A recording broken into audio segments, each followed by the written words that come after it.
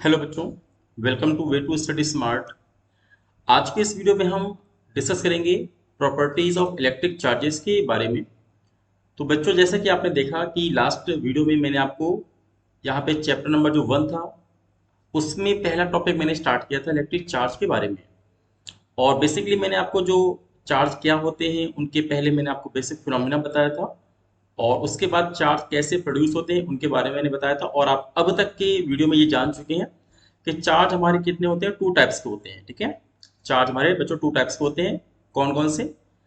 एक होता है पॉजिटिव चार्ज और दूसरा हमारा होता है निगेटिव चार्ज। ठीक है, तो ये दो तरीके के हमारे चार्ज होते हैं। तो कभी भी अगर आपसे ये क्वेश्चन अराइज होता है कि चार्ज कितने टाइप के होते हैं, तो आपका हमेशा आंसर क्या होगा? वो होगा टू टाइप्स।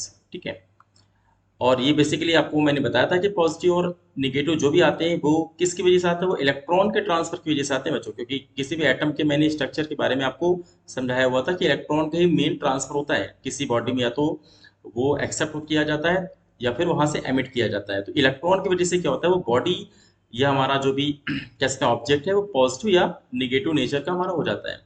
बट आज हम यहाँ पे स्पेशली, क्योंकि सारा मैंने बेसिक आपको पढ़ा दिया था, तो जो बच्चे ऐसे हैं जो यही वीडियो को यहाँ पे देख रहे हैं, तो प्लीज़ मैं उनसे रिक्वेस्ट करूंगा कि आप जाकर के जो पहला वीडियो है वो भी एक बार जा करके देख लीजिए, जिससे आपको एक बेसिक चीज़ पता चल जाए कि चार्ज क्या होता है, उसकी डेफिनेशन क्या है, छोटी छोटी चीज़ें आप सीखेंगे।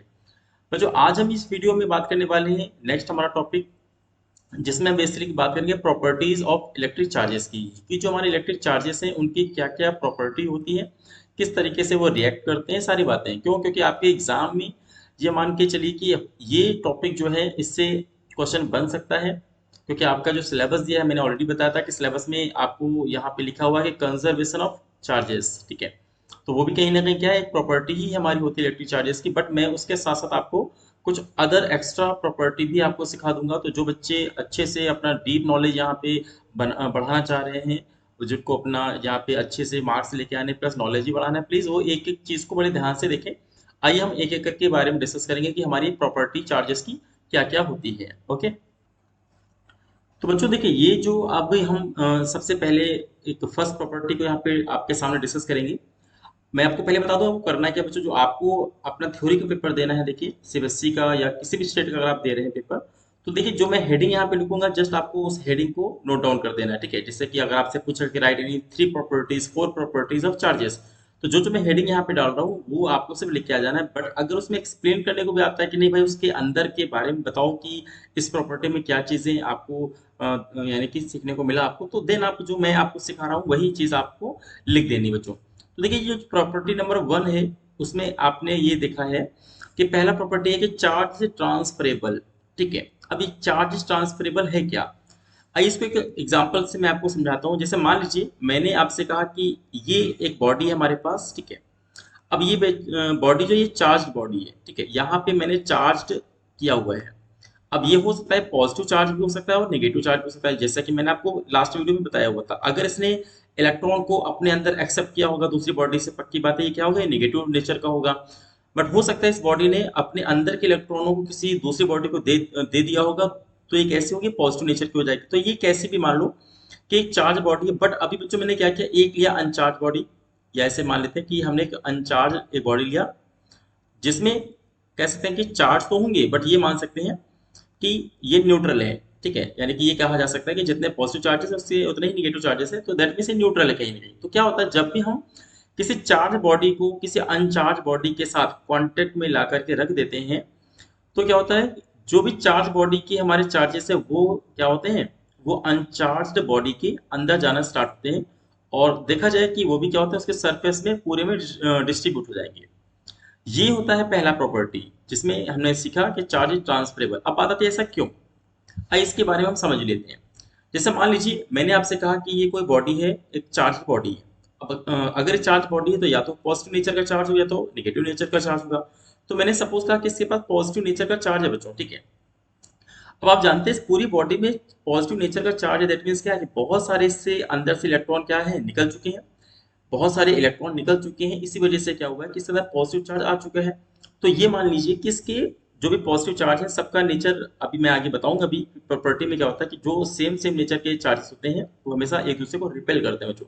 तो एक्चुअली में क्या होता है, जो चार्ज बॉडी है उस पे जो चार्ज होते हैं ऑटोमेटिक क्या होंगे, आउटर सरफेस में होंगे अगर ये कंडक्टर है तो। ठीक है, अगर ये कंडक्टर है तो कंडक्टर में आप जानते हैं कि चार्ज मेरी फ्लो कर सकते हैं। तो मैं आपसे कहूंगा कि जो भी हमारा कंडक्टर है अगर ये चार्ज है तो हमारे चार्जेस क्या होंगे, इसके आउटर सरफेस में होंगे। लेकिन आपने क्या किया, आपने एक अनचार्ज बॉडी को इसके कांटेक्ट में ला करके देखे रख दिया। तो आपको पता है कि जो प्लस प्लस वाले ऑलरेडी एक दूसरे को रिपेल करते हैं, वो एक दूसरे से दूर जाना चाह रहे थे, इसी वजह से क्या हो रहा था कि चार्ज बॉडी के सरफेस में जाकर के जमा हो गए थे, ताकि सबसे दूर इनके बीच का डिस्टेंस तभी होगा तब जाके जहाँ पे ये सरफेस पे जाकर के कलेक्ट हो रहे हैं। बट जैसे मैंने यहाँ पे क्या कि एक अनचार्ज बॉडी को रखा तो उनको क्या हुआ बच्चों, एक दूसरे से दूर जाने का और मौका मिल गया और ये यहाँ से एक दूसरे से दूर जाने लगे और कहीं ना कहीं इस बॉडी में जंप करना स्टार्ट करेंगे। इस वजह से क्या होता है कि थोड़ी देर के बाद इस बॉडी में भी चार्ज हमारा यहाँ पे कलेक्ट होना स्टार्ट हो जाएगा।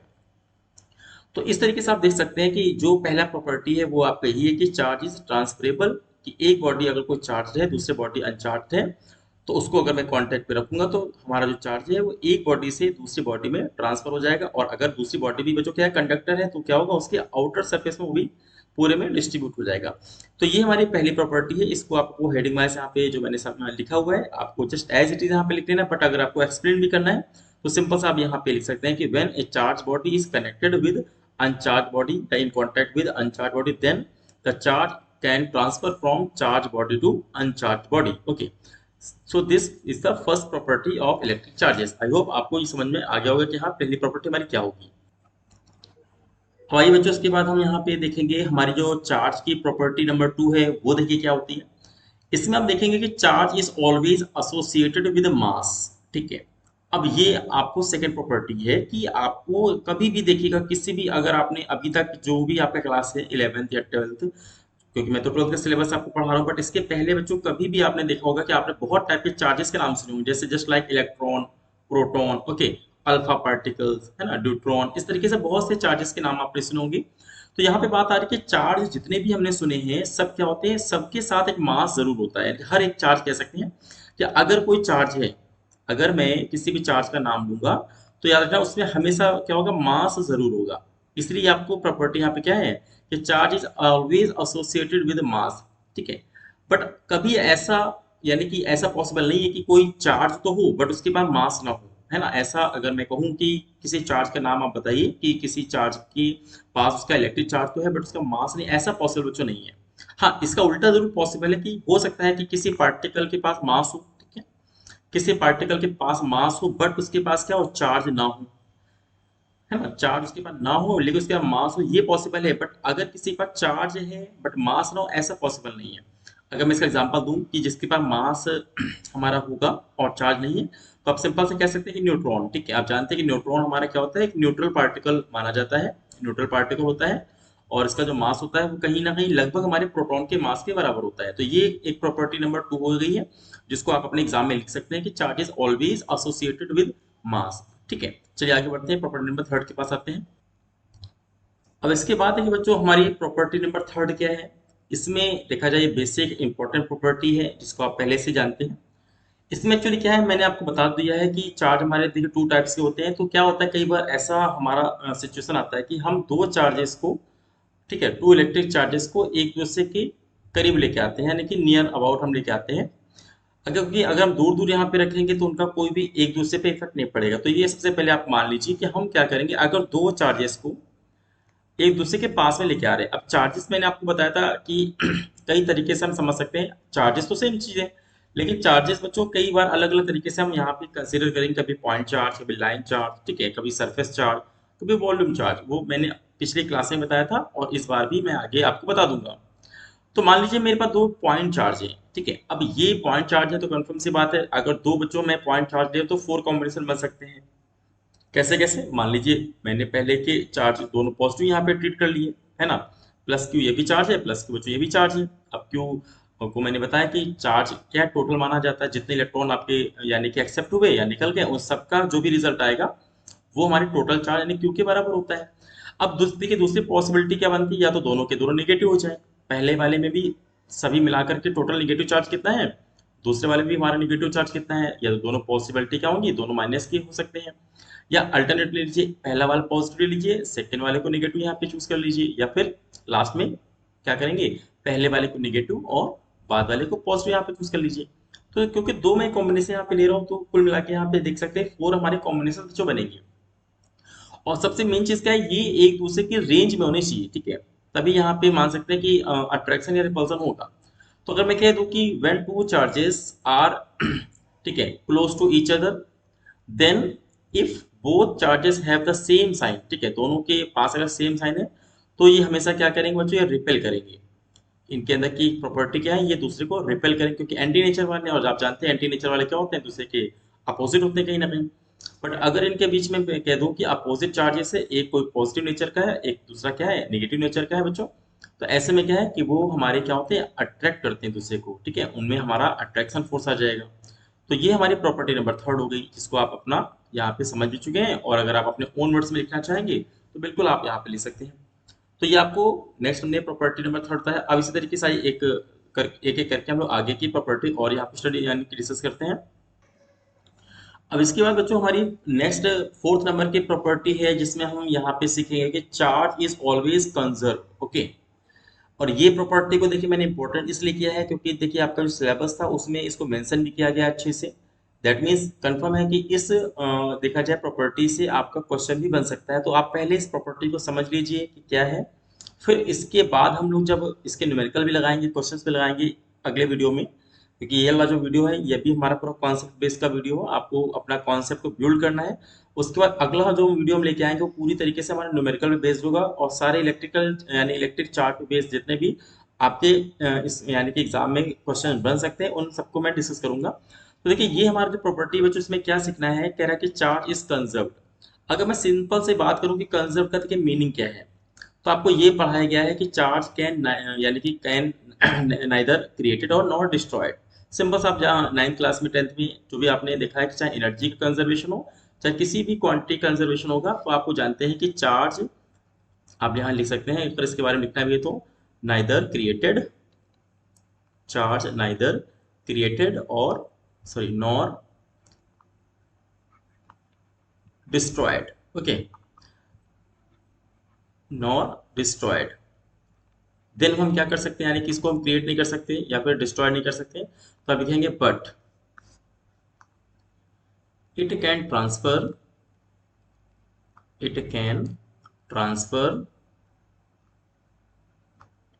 From one body to another body, from one body to another body. तो देखिए ये इसकी डेफिनेशन हो गई।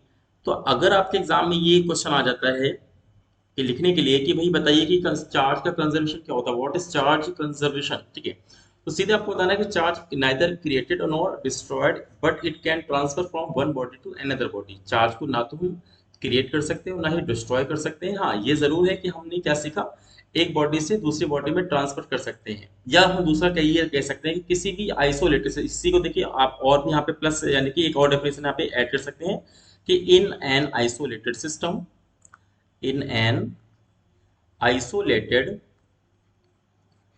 system, ठीक है, in an isolated system total charge the total charge is always constant, is always constant, ठीक है। तो ये आपको एक डेफिनेशन यहाँ पे लिख करके दिखा देना है, जिससे कि आपको जो भी यहाँ पे कॉन्सेप्ट समझ आ जाए कि चार्ज को हम क्रिएट नहीं कर सकते ना ही डिस्ट्रॉय कर सकते। पहली बात तो इसको हम एक बॉडी से दूसरी बॉडी में ट्रांसफर कर सकते हैं, या उसी तरीके से हम दूसरा ये कह सकते हैं कि in an isolated system the total charge is always constant. अब देखिए इसका मीनिंग क्या हुआ, इसको हम लोग एग्जाम्पल से समझते हैं, जिससे हमें चीजें और अच्छे से समझ में आ जाएगी। देखिए मान लीजिए मैंने आपसे यहाँ पे बोला कि हमारे पास आइसोलेटेड सिस्टम का मतलब क्या है।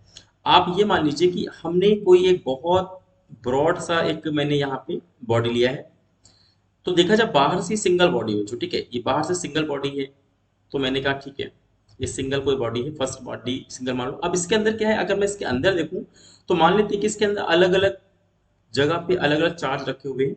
मान लेते हैं इसी ऐसे मान लेते हैं बाहर की जो बॉडी है, इस बॉडी के अंदर भी बहुत सारी अलग अलग छोटी छोटी बॉडी है ना। तो ये बॉडी बहुत सारी बॉडी से मिलकर बनी है। अब ऐसा पॉसिबिलिटी है कि जो अंदर की जो छोटी छोटी बॉडीज है इसके पास अलग अलग चार्जेस हो सकते हैं। मैंने कहा सपोज एक पे प्लस का 3 देखा जाए माइक्रो कूलम का चार्ज है। ऐसे मान लेते हैं, मैंने कहा कि सेकंड पे भी प्लस का 3 माइक्रो कूलम का चार्ज है।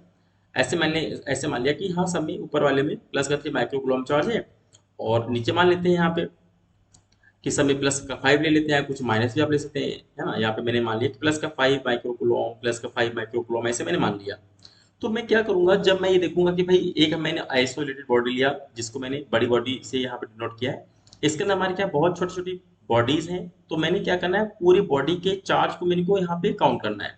तो मैं देखूंगा कि इस समय बॉडी के पास देखिए कितना चार्ज है। तो आप देखेंगे कि 333, ये तो 9 हो गया ऊपर वहां पे, और ये 15 हो गया। तो 9 और 15 कितना हुआ बच्चों, ये हो गया 24। मतलब अभी इस समय बॉडी के पास क्या है, 24 माइक्रो कूलम का चार्ज है। अब क्या होगा, मान लो हो सकता है कि मैं अगर जो अंदर की बॉडी है छोटी छोटी, इनको मैं आपस में कांटेक्ट में ले आऊं, ठीक है। हो सकता है मैंने कांटेक्ट में ला करके इस तरीके से रखा, या ऐसे में कह दूं कि मैं जिसके पास ज्यादा चार्ज है यहाँ से मैंने एक माइक्रो कूलम छोटे वाले को दे दिया, है ना। सभी से मैंने एक एक कूलम क्या किया बच्चों, छोटे वाले से दिया। तो आप देखिए अंदर से अंदर क्या हो रहा है, चार्ज का ट्रांसफॉर्मेशन हो रहा है। जिसमें जैसे पहले 5 माइक्रो कूलम का जो चार्ज था उससे क्या हुआ, एक मैंने जब इसको शिफ्ट कर दिया तो उसके पास तो कम हो गया, 4 बचा। और जिसके पास 3 माइक्रो कूलम का चार्ज था उसके पास एक बढ़ गया, उसके पास 4 आ गया। तो मैं ये कहूंगा कि हाँ अंदर अंदर हमारा क्या हो रहा है, चार्ज का ट्रांसफॉर्मेशन हो रहा है। बट अगर मैं फिर से अगर मैं कहूँ यहाँ पे कि अगला जो केस हमारा बनेगा, तो आप ये देखेंगे कि भले हमारे यहाँ पे चार्ज क्या हुआ, ये कहीं ना कहीं रीडिस्ट्रीब्यूट हो गया। सभी बॉडी पे जो चार्जेस है वो फिर से देखिए पहले कुछ और था अभी कुछ और, अभी एग्जांपल के तौर पे देखिए तो सब क्या देखिए 4 4 आ गया, ठीक है। अब ये भी चार्ज मैंने पॉजिटिव नेचर का दिखाया है, सभी को आप नेगेटिव भी दिखा सकते हैं, कोई बड़ी बात नहीं। बट मैंने समझाने के लिए आपको बताया कि जैसे ही मैंने देखा कि हमारा जो चार्ज है वो अंदर ही अंदर डिस्ट्रीब्यूट हो गया। बट अगर हम ओवरऑल बात करें बच्चों, तो अभी भी कितना है देखिए, अभी भी पूरा आइसोलेटेड सिस्टम का जो चार्ज आएगा वो आएगा 24 माइक्रो कूलम। तो यही हमारा प्रॉपर्टी है जिसमें हमको सीखना है कि चार्ज इज ऑलवेज कंजर्व, ठीक है। तो ये आपको डेफिनेशन समझा देनी है, और सिंपल सा आप एग्जांपल दे करके जो मैंने डायग्राम बनाया है इस एग्जांपल दे करके भी इसको आप बहुत इजीली समझा सकते हो बच्चों, ठीक है। चलिए आइए आगे बढ़ते हैं नेक्स्ट प्रॉपर्टी में। इसके बाद बच्चों नेक्स्ट हमारी प्रॉपर्टी है चार्ज की, वो है इनवेरिएंस ऑफ चार्ज, ठीक है। अब ये क्या प्रॉपर्टी है देखिए, जैसे कि आपको पता है कि मैं अगर आपसे बात करूं कि अभी मैंने एक प्रॉपर्टी सिखाया था कि ऐसा कोई भी चार्ज पॉसिबल नहीं जिसका मास ना हो, यानी कि हर चार्ज पर एक मास बच्चों होता है। तो हमने ऐसा क्यों कहा, क्योंकि आपको मैंने सिंपल सी बात कहा कि कोई भी पार्टिकल होगा तो उसके पास मास तो ऑलरेडी होता है, ठीक है। बस चार्ज की बात होती है तो चार्ज मैक्सिमम के केस में तो होगा चार्ज, न्यूट्रॉन के केस में इसे नहीं होता है। तो ऐसे में अगर मैं कहूँ कि देखिए दो चीजों के बारे में मैंने बताया, एक मास का मैंने यहाँ पे नाम लिया और मैंने चार्ज का यहाँ पे नाम लिया, ठीक है। तो अगर मास की बच्चों बात किया जाए कि मास एक बार किसी बॉडी का अगर आपने ले लिया तो क्या वो मास हमेशा फिक्स होता है क्या, ये मन में एक बात आती है, ठीक है। तो आपको पता है कि अगर हम किसी बॉडी के मास को मैंने जो भी लिया है, अगर मैं कहूँ कि उसका मास ऑलवेज फिक्स होगा तो ऐसा पॉसिबल बिल्कुल नहीं है। उसका मास बच्चों बदल सकता है, लेकिन कैसे, तो उसका मास बदल सकता है। आपको पता है रिलेटिविटी थ्योरी होती है, ठीक है। अगर आपने नहीं सुना तो कोई बात नहीं। एक रिलेटिविटी की थ्योरी होती है, इसके अकॉर्डिंग क्या है, अगर कोई भी पार्टिकल बहुत हाई स्पीड से मूव करने लगे बच्चों, तो उससे क्या होता है, उसका मास मेरा इंक्रीज होता है, यानी कि चेंज होता है। तो इसको कैसे निकालेंगे, देखिए एक फॉर्मूला भी यहाँ पे अगर आप चाहें तो याद कर सकते हैं कि ये एक फॉर्मूला होता है कि m बराबर में m not divided by 1 minus V square by C square. इसमें क्या होता है कि आपने किसी भी बॉडी का जब वो रेस्ट में थी, आप देख लो उसका मास कितना है ना। अब उसको बॉडी को बहुत अगर हाई स्पीड से आप मूव करा रहे हैं, यानी कि इतना हाई स्पीड होना चाहिए कि लगभग माना जाए कि स्पीड ऑफ लाइट जो भी वैक्यूम में होती है उसकी ऑर्डर का तो नहीं हो सकता, लेकिन उसी के आसपास का होना चाहिए लगभग, ठीक है। तो ऐसे में क्या होता है, उसका मास हमारा वेरी कर सकता है या करता है। बट बच्चों अगर बात करें चार्ज की, तो चार्ज में बिल्कुल ऐसा नहीं होता है। पार्टिकल जिनके पास अगर चार्ज है, एक पार्टिकल भले वो रेस्ट में रहने दीजिए, एक अगर पार्टिकल हमारा मूव कर रहा है तो उसको मूव करने दो। लेकिन उसमें क्या है कि वो कभी भी याद रखना, उसका चार्ज हमेशा क्या होता है, कांस्टेंट रहता है, कभी भी उसका चार्ज वेरी नहीं करता। यही चीज हमारे इंपॉर्टेंट है कि इनवेरिएंस ऑफ चार्ज, कि चार्ज हमेशा क्या होता है, ये वेलोसिटी पे डिपेंड नहीं करता। क्योंकि बच्चों अगर वेलोसिटी पे डिपेंड करे तो आपको पता है कि अगर मैं एटम के स्ट्रक्चर की बात करूं तो आपको मालूम है कि एक बीच में न्यूक्लियस में प्रोटॉन होते हैं और न्यूट्रॉन होते हैं, और बाहर के ऑर्बिट में क्या होते हैं, इलेक्ट्रॉन हमारे रिवॉल्व करते हैं। तो देखा जाए इलेक्ट्रॉन का मूवमेंट या स्पीड बहुत हाई होती है, और जबकि प्रोटॉन इतने स्पीड से हमारे मूव नहीं करते। तो अगर बात किया जाए कि हमारा चार्ज स्पीड पे डिपेंड करता होता तो कंफर्म सी बात है कि इलेक्ट्रॉन की वेलोसिटी ज़्यादा होने से हमारा चार्ज क्या होता है, उसकी वैल्यू बढ़ जाती। ठीक है, हमको पता है कि हमारा ओवरऑल एटम कैसा होता है, न्यूट्रल होता है। दैट मीन्स जितना हमारा इलेक्ट्रॉन पे चार्ज होता है उतना ही क्या होता है, प्रोटॉन पे चार्ज होता है, भले ही उसकी स्पीड अलग अलग भी हो। इसलिए यहाँ पे हम कह सकते हैं, प्रूफ करता है कि हमारा जो चार्ज होता है वो कैसा होता है बच्चों, वो इनवेरियंस होता है। ठीक है, तो ये आपकी 5वें नंबर की प्रॉपर्टी है। इसके बाद नेक्स्ट हमारी देखिए प्रॉपर्टी है, इसमें हमने क्या लिखा हुआ है कि क्वांटाइजेशन ऑफ चार्ज। तो इसको भी इंपॉर्टेंट लिख लो आप, क्योंकि आपके इस एग्जाम के हिसाब से देखा जाए ये भी इंपॉर्टेंट है। ठीक है, तो आइए समझते हैं क्वांटाइजेशन का क्या मीनिंग क्या है। देखिए, सपोज मैंने आपसे कहा कि हमने एक बॉडी लिया। ठीक है, मैंने एक बॉडी लिया जो कि ऐसे मान लीजिए कि ये अनचार्ज बॉडी है, इसके बाद अभी फिलहाल न्यूट्रल चार्ज मान लीजिए कि चार्ज नहीं है। ये इसको हम न्यूट्रल मान के चलते हैं कि अनचार्ज बॉडी मेरे पास। अब मान लेते हैं मेरे को उसके बच्चों चार्ज देना है। सपोज मैंने यहाँ पे चार्ज लिया, यहाँ पे मैंने बॉडी लिया जो कि देखा जाए ये चार्ज्ड बॉडी है। तो मैंने क्या बताया, अभी मैंने आपको बताया कि अगर मैं दोनों को कांटेक्ट में ले आता हूँ एक दूसरे के, तो क्या होगा, चार्ज वाली बॉडी से हमारी अनचार्ज बॉडी जो होती है उस पर धीरे धीरे चार्ज ट्रांसफर होता है। तो बात आती है जो चार्ज ट्रांसफर होता है, बट कैसे। तो आपको मैंने बताया कि जहाँ पे इलेक्ट्रॉन का सबसे इंपॉर्टेंट चीज क्या है, इलेक्ट्रॉन का जो मूवमेंट।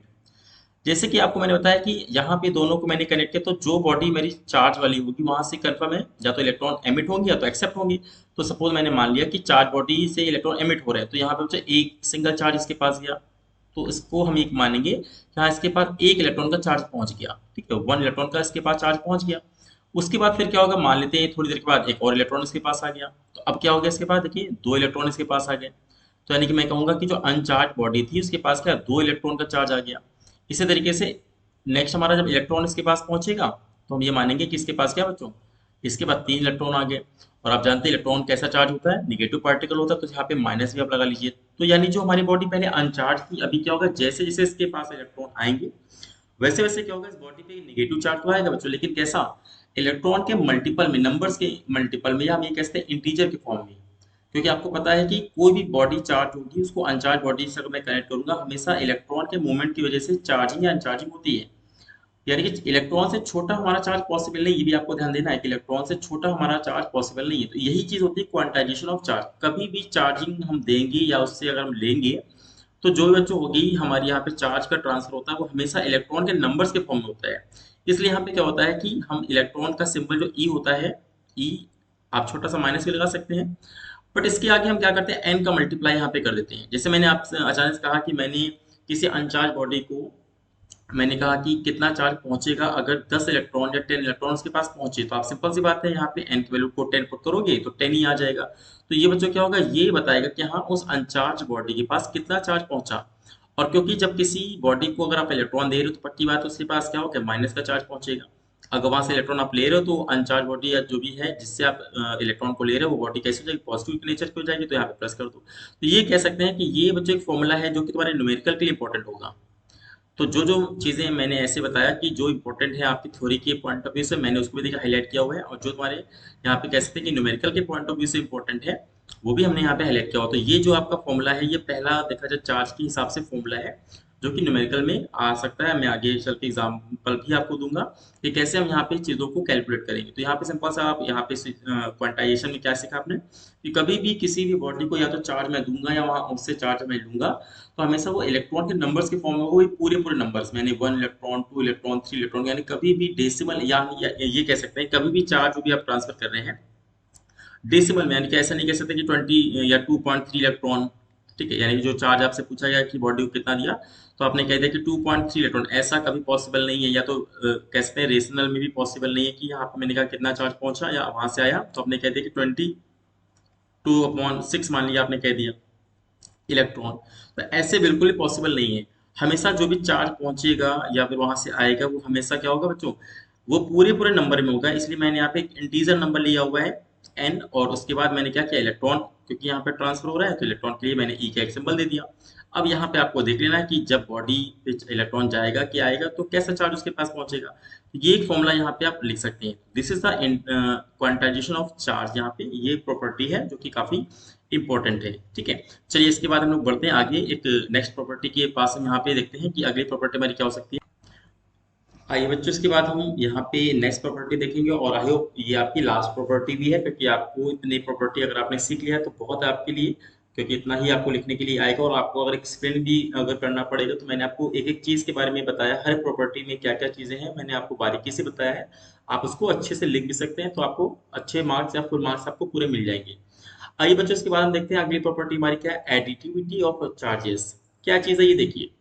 इसमें ये है कि कभी-कभी ऐसा होता है कि मान लिया मेरे पास क्या है, एक अनचार्ज बॉडी है, ठीक है। मैंने क्या किया बच्चों, एक अनचार्ज बॉडी लिया। अब इसके पास स्टार्टिंग मान लेते हैं कि कोई भी पॉजिटिव या नेगेटिव इस अलग यानी कि इंडिविजुअल नहीं है, ये न्यूट्रल मान लीजिए या अनचार्ज है। अब मेरा मर्जी क्या हो रहा है कि मैं इसको बार बार क्या है अलग अलग चार्ज ला के दे रहा हूँ। हो सकता है कि मैंने फर्स्ट टाइम क्या किया, इसको बच्चों ला के दिया, यानी किसी चार्ज बॉडी से इसको मैंने क्या किया, मान लेते हैं मैंने 5 माइक्रो कूलम का चार्ज इसको ला करके दिया, तो कंफर्म सी बात है इसके पास कैसे चार्ज आएगा, तो +5 माइक्रो कूलम के पास पहुंच गया। उसके बाद मैं ये देखूंगा, भले अनचार्ज से चार्ज हो गई लेकिन उससे मुझे कोई फर्क नहीं पड़ता। मैंने सोचा कि चलो मैं इसको और चार्ज देता हूँ, ठीक है। थोड़ी देर के बाद मैंने क्या किया, इसको और चार्ज देना स्टार्ट किया। अभी मैंने सपोज इसको कहा कि मैंने प्लस का 10 माइक्रो कूलम चार्ज इसको मैंने दिया, ठीक है। अब इसी तरीके से मान लीजिए कि मैंने क्या किया, कुछ टाइम के बाद यहाँ पे इसको दिया मैंने माइनस का 3 माइक्रो कूलम चार्ज दिया। एक और ले लो कि उसी बॉडी को फिर मैंने क्या किया, फिर से मैंने माइनस का 6 माइक्रो कूलम यहाँ पे चार्ज इसको दिया। तो क्या हो रहा है कि पहले मेरे पास बॉडी अनचार्ज थी, बट उसके बाद मैंने सबसे पहले +5 माइक्रो कूलम दिया, तो अब पक्की बात है उसके बाद चार्जिंग आ गई। लेकिन मुझे इससे मतलब नहीं, मैंने इसको और भी दिया, +10 दिया, फिर माइनस का 3 दिया, फिर माइनस का 6 दिया। ऐसा करने से अब मैंने पूछा या मैंने आपसे पूछा कि भाई ये बताइए कि इस बॉडी के पास अब टोटल कितना चार्ज है, ठीक है, यानी कि टोटल कितना चार्ज है। तो अब आपको ये सोचना है कि भाई हमने एक बार तो चार्ज दिया नहीं, बहुत बार इसको चार्ज दिया हुआ है। तो जब भी टोटल की बात आई थी तो बस आपके दिमाग में एक चीज ये होनी चाहिए कि हमारा जो चार्ज होता है ये कहीं ना कहीं क्या है, ये एक स्केलर क्वांटिटी होती है, ठीक है। ये एक स्केलर क्वांटिटी होती है, और स्केलर की खासियत क्या होती है कि इसके पास ओनली मैग्नीट्यूड होता है, यानी कि उसी तरीके से आप कह सकते हैं चार्ज के पास सिर्फ क्या है, मैग्नीट्यूड है। या तो प्लस का कोई चार्ज होगा या तो माइनस का चार्ज होगा। तो जब भी मैं यहाँ पे टोटल पूछूंगा तो आपको क्या करना है, जो एज इट इज यहाँ पे ऐड कर देना है। कभी भी याद रखना कि जो स्केलर होते हैं हमेशा एज इट इज उसको विद साइन यहाँ पे ऐड करना पड़ता है, ठीक है। जबकि अगर ये वेक्टर होता है तो हम यहाँ पे वेक्टर के लॉ को फॉलो करके यहाँ पे उसको ऐड करते हैं।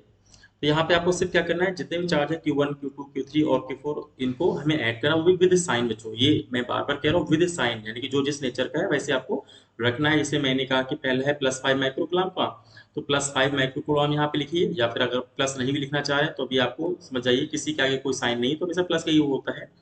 उसका सेकंड देखिए क्या है, मैंने कहा कि प्लस का 10 माइक्रो कूलम है, जबकि दूसरा क्या था, माइनस का 3 माइक्रो कूलम था। और तीसरा क्या है बच्चों, चौथा क्या है, 6 माइक्रो कूलम, ये मेरा माइनस का है। तो मैंने देखा कि ओवरऑल मेरे पास प्लस के कितने हुए, तो 15 माइक्रो कूलम हुए हैं।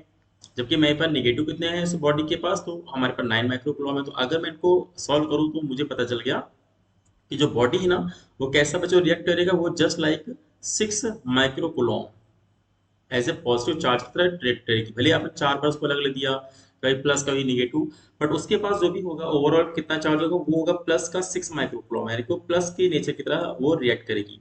तो यही बच्चों हमारी क्या है, एडिटिविटी ऑफ चार्जेस है। यानी कि इसको हम अगर डेफिनेशन अगर लिखना चाहें तो क्या लिखेंगे देखिए। ओके, तो देखिए बच्चों यहाँ पे अगर मैं बात भी करूँ कि इसके एडिटिविटी को आप कैसे एक्सप्लेन करें, तो सिंपल सा आप एक छोटा सा 2 लाइन में लिख दीजिए कि the sum of all charges, ठीक है, the sum of all charges given to the body, okay, given to the body is called additivity of the charge, ठीक है। यहाँ पे आप देख सकते हैं कि ये मैंने डेफिनेशन आपको लिखा है। तो बच्चों आज का जो ये लेक्चर था मैंने ऑलरेडी देखिए थंबनेल में आपने देख लिया होगा, पूरी तरीके से बेस्ड है प्रॉपर्टीज पे। बिल्कुल सही बात है, इसके आगे मुझे और भी काफी चीजें बतानी थी, लेकिन अभी जैसा मैंने आपको बताया कि मैं टॉपिक वाइज लेके चलूंगा आपको, जिससे मैं ये नहीं चाहता हूँ कि आपको लगे कि सर आपने टॉपिक तो कोई और डाला हुआ है, पढ़ा कुछ अलग रहे हैं। तो मैं ये नहीं चाहता हूँ बच्चों, भले मुझे 2 या 3 या 4 मैंने एक ही टॉपिक वीडियो बनाने पड़ेंगे, कोई दिक्कत नहीं है। बट मैं ये चाहता हूँ कि जो टॉपिक मैं आपको वीडियो में डिस्कस करूँ उसी का थंबनेल हो, उसी का आपको हेडिंग हो, ताकि जब भी आप इसको ओपन करें समझ जाइए हाँ इसके अंदर सर ने टॉपिक क्या पढ़ाया होगा। तो आज का जैसे कि मैंने आपको बताया कि प्रॉपर्टीज तो बिल्कुल सही बात है, मैंने प्रॉपर्टीज आपको मैंने सारी प्रॉपर्टी मैंने देखा जाए जितनी ऑलमोस्ट जितनी होती है मैंने बता दिया है। अब इन्हीं पे प्रॉपर्टी ही आपको जो अगर एग्जाम में लिखने को आएंगी तो आप इसको बिल्कुल अपने एग्जाम में इसको लिख दीजिए कि क्या क्या प्रॉपर्टीज हमारी होती हैं। और अगर इसके बाद एक एक प्रॉपर्टी को एक्सप्लेन करना भी पड़े तो मुझे पूरी उम्मीद है कि आप उन सभी प्रॉपर्टी को एक एक करके लिख भी सकते हैं। मैंने जो जो ज़्यादा इंपॉर्टेंट है, जो आपके एग्जाम में पूछने के ज़्यादा चांस होते हैं या सिलेबस में जो दिया बच्चों, उसको मैंने लिखा भी है, थ्योरी भी लिखा हुआ है, जिससे कि आप उसको लिख सकते हैं। और एग्जाम्पल भी मैंने दिया है ताकि आप उस एग्जाम्पल को दे करके आप अपने एग्जाम में अच्छे से उसको प्रेजेंट कर सकें।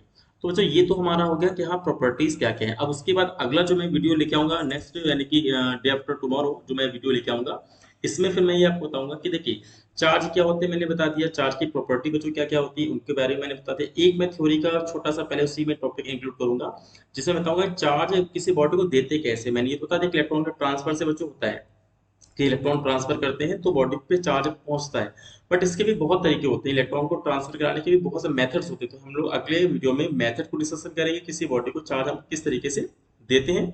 और उसके बाद फिर हम लोग चार्ज से कंसर्निंग जो न्यूमेरिकल हमारे बन सकते हैं, हमारे पेपर में न्यूमेरिकल आ सकते हैं, उनके बारे में हम डिस्कस करेंगे। ठीक है, फिर इस तरीके से जब ये टॉपिक कंप्लीट हो जाएगा देन हम अगला टॉपिक जो भी है कुलॉम्स लॉ या फोर्स वगैरह जो भी होगा उसको हम स्टार्ट करेंगे। तो आई होप आपको जो भी ये वीडियो था एक एक प्रॉपर्टी आपको क्लियर हुई होगी। तो अगर आपको बिल्कुल वीडियो अच्छा लगा हो, समझ में आया तो प्लीज़ लाइक करिए, अपने दोस्तों के साथ ज़रूर शेयर करिएगा क्योंकि जितना ज़्यादा आप शेयर करेंगे प्लीज़ उतना ही हमें फ़ायदा होगा, ताकि आप बच्चों को जो नॉलेज है वो पहुँचेगा और आप अच्छा से अच्छा परफॉर्म करेंगे। और दूसरा चीज़ ये है कि जिन बच्चों को अगर कहीं पे कोई डाउट भी हुआ तो प्लीज़ कमेंट बॉक्स में कमेंट भी करें, कोई दिक्कत नहीं है, आप मेरे को ईमेल कर सकते हैं। अगर आप चाहें तो कॉन्टैक्ट भी डायरेक्टली आप कर सकते हैं, टेलीग्राम चैनल भी हमारा ज्वाइन कर सकते हैं। तो मिलते हैं अगले वीडियो में, तब तक के लिए बच्चों बहुत बहुत थैंक यू।